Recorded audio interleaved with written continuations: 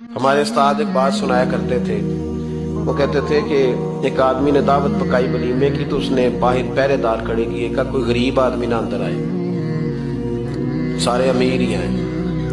اور میرا تجربہ یہ ہے کہ اب غریبوں کو شوق ہو گیا امیروں کو دعوت دینے کا۔ ناراض تو نہیں ہو گئے آپ لوگ؟ یہ میں تجربے کی بات کر رہا ہوں۔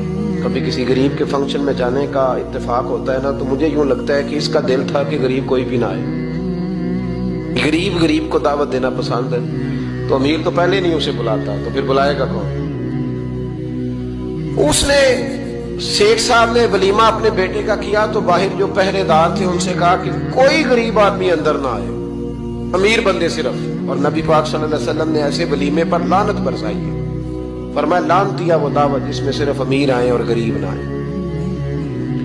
اس نے کہا بھی صرف نہ امیر لوگ آئے، تو ایک بندہ تھا بڑا امیر لیکن بیچارہ نہ کہیں کام کاج سے اٹھ کے ہی آ گیا، تو کپڑوں کو اسی طرح مٹی وٹی لگی ہوئی، تو دیر ہو رہی تھی، گھر جاتا چینج کرنے تو لیٹ ہو جاتا، تو ایسے ہی آ گیا۔ جب وہ آیا تو پہرے دار کھڑا تھا، اس نے کہا دوڑ جا، تیرا کوئی مطلب نہیں ہے یہاں۔ اس نے کہا یار میں سیٹھ آدمی ہوں، بدلا کپڑے نہیں بدلے۔ اس نے کہا سیٹھ ہوتا تو تیرے کپڑوں سے پتہ نہ چلتا میرے بھائی۔ وہ شخص کہتا ہے کہ میں نے کہا مجھے جانے دو اندر، کہنے لگے تیرے کپڑے نہیں دعوت والے۔